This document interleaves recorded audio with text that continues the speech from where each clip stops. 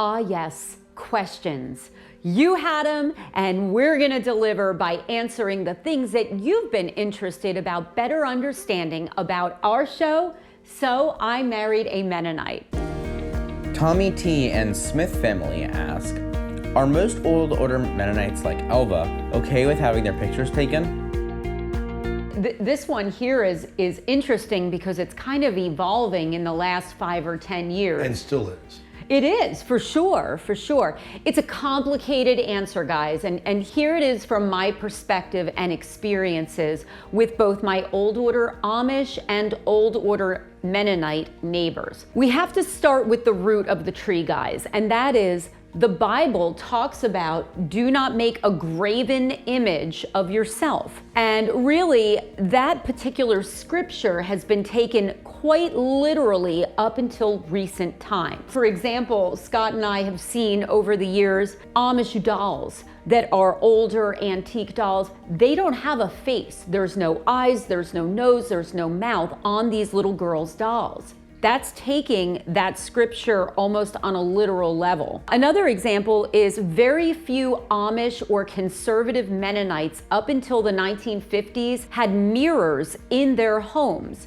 because there was almost a concern that if we take a gander at our own likeness, that could create in us a pride or a lack of humility in everyday life. Fast forward from the 1950s to about 8 years ago. I like to take them on a ladies' day out trip. I invited my Amish and Mennonite, also known as plain people, not fancy, but plain people, to New York City with me. And I still remember some of the men, the husbands, saying, our wives are not going to come back from the city of New York. Fortunately, we did. That first year, I remember kind of trying to figure out, how am I going to capture this moment? I said to some of the ladies, do you mind if I take your pictures from behind? So like just seeing the back of your heads as we're doing different things. They kind of all looked at each other like, is it okay? Isn't it okay? And finally they were like, yeah, that's fine.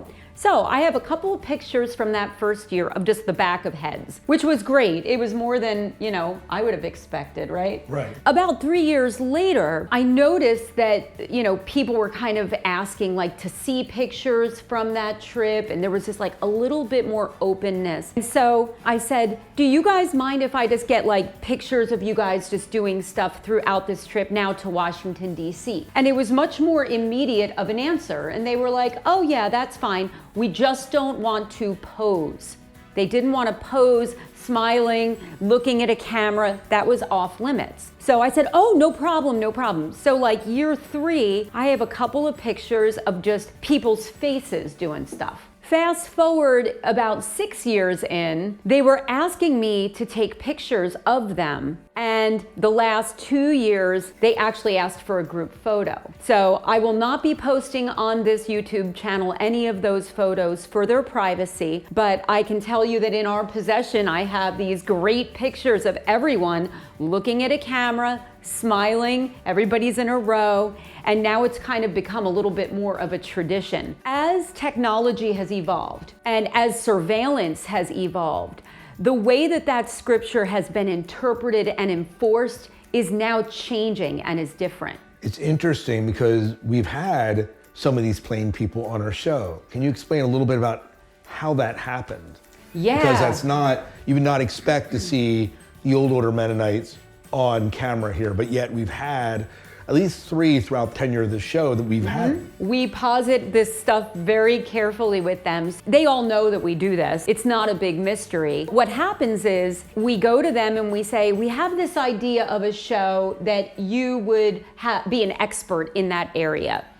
Can we show you a clip of a previous episode? And we show them a little clip on our phone of kind of what we did. And that immediately kind of puts people at ease because they're like, oh, I know that person from my church, or I know that neighbor. And then they say, oh yeah, okay. Some of them will say, I just want the back of or the side of my head. I don't want to look at that camera. Some will say, oh, I don't really care. And then we promise them that after we edit an episode, we will show it to them first before anyone else sees it. So we kind of give them a sense of control over how they're being depicted. We have had a few situations where we've gone through that whole process. We ask the permission, we do the filming, Scott spends 30 hours editing, and then guess what? They watch it and they're like, I'm not comfortable with my face here. I'm not comfortable with my eye contact with, I looked at the camera there. And we've had to scrap a few episodes over the years, which it's kind of par for the course. We know we're dealing with a people group where this is incredibly new and people don't want to get in trouble with their church. We've just kind of had to roll with it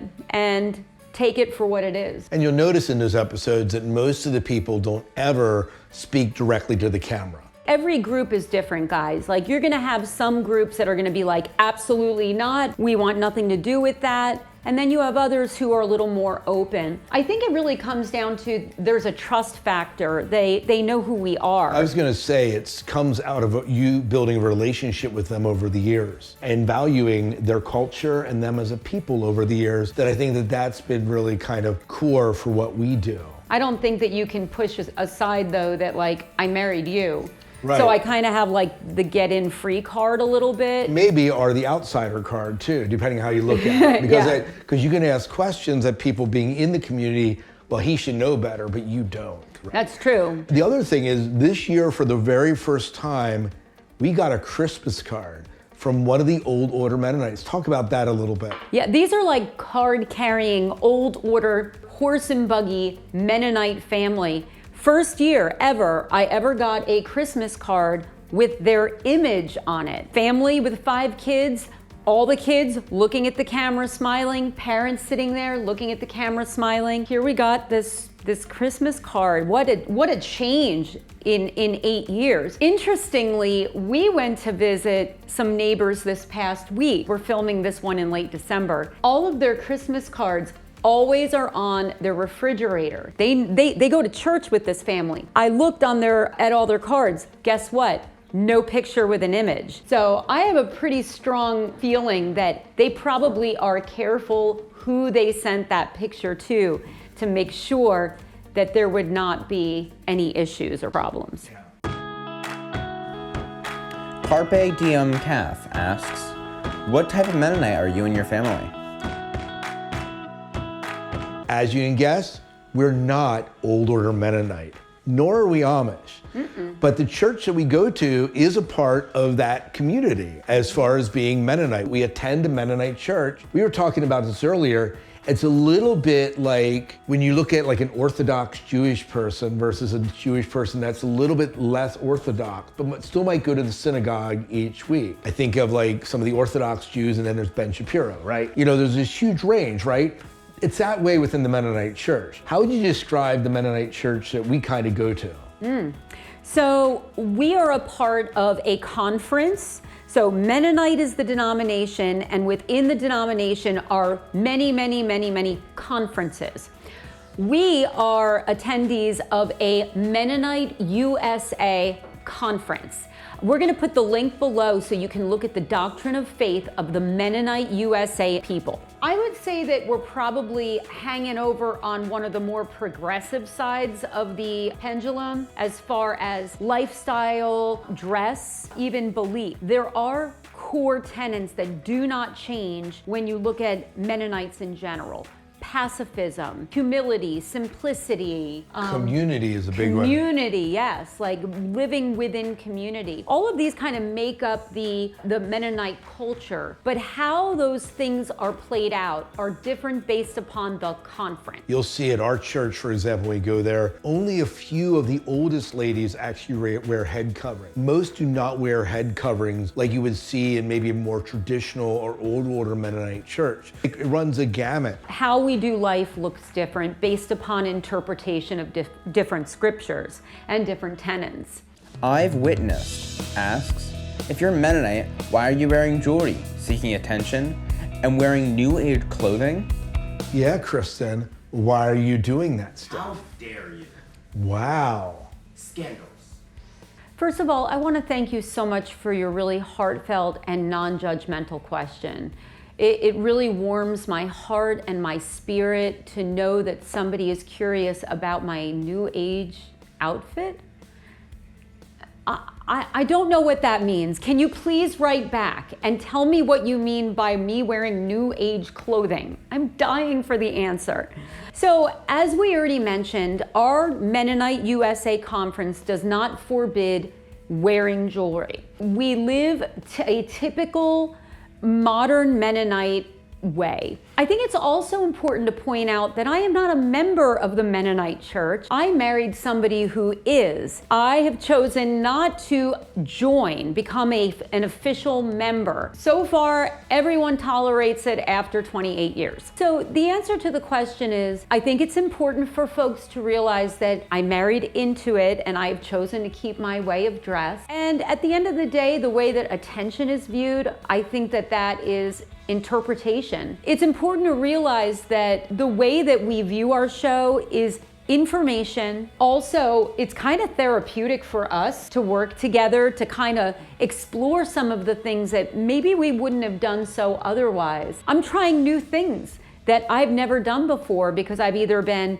discouraged early on to try them or thought I would hate them. So for us, this is not about seeking attention. For me, this is really about education, have some fun, us working together. I think that the other part of that is we do enjoy working together. Yeah, legit. Yeah, so it's one of the ways that we as a couple continue to challenge each other and learn and grow with each other.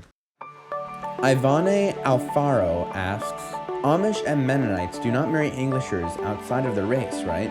Is that a belief or is it unfortunately racism? Oh, wow. Yeah, actually a fantastic question. Ooh, wee. Yeah. Okay. Are the Amish and Mennonites racist? Okay, That's a real question. Interesting. It's important to realize that for the last 300 years, this has been a closed society. When the Anabaptists, Amish, Mennonites, brethren, came here from Switzerland, parts of France, and Germany, they came fleeing religious persecution. And they chose to live in an isolated manner in rural areas and create their own communities. Naturally, what happens when people do that is they become insular. Think about small town America. High school sweethearts marrying each other. That being kind of typical of a more isolated rural America community. That doesn't mean they're racist. It means that they only have a certain amount of people to pick from within their own community. I would say the same is true for the plain people. They're not fraternizing with the outside world the way that others might. They don't have those opportunities. And the ones that do exist mostly are in and around business activities. Yes, they're communicating, yes, they're relating, but very rarely partnering in business and certainly not having people over for a barbecue on the 4th of July. It's just not happening. We have to remember that in the context. It's also interesting to mention that in the more progressive, broader Mennonite church, in our experience, our own marriage was super odd. I am an Italian American from New Jersey. Scott is a rural Pennsylvania Mennonite farm boy, and we found each other ironically through work, through business. And so what happened is we fell in love, and here comes these two very different cultures coming together. We were a rarity, and I think we still are kind of a rarity. Mennonites tend to marry Mennonites. Amish people marry Amish people. In the 275 years of his Mennonite church growing up, which was far more conservative than where we go now, we were the second couple in that whole church history to marry from outside of our cultures. And so I think that that says something about, even in our lifetime, how unusual it is. And that's part of what makes this channel unique. I think the other thing to realize, it's not like they don't embrace other races. There have been many Mennonites that have gone and done mission work in other cultures, ending up finding love in other cultures. And so you'll occasionally see like interrace relationships that have become Mennonite. Overall, the Mennonite community does accept them. In the church I grew up in, which is more conservative than the church we go to now, they have a couple of just intermixed relationships that are just a part of that congregation, and they've accepted them and made them a part of it.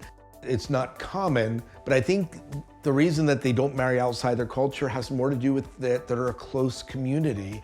They grew up, they do youth group together, they do their own Mennonite schools. It's unusual, but I don't view it as being so much racial. Your cousin Betty, she still wears a covering and dresses. She married a Haitian man. Yeah, so And obviously interracial, right? That's very interracial.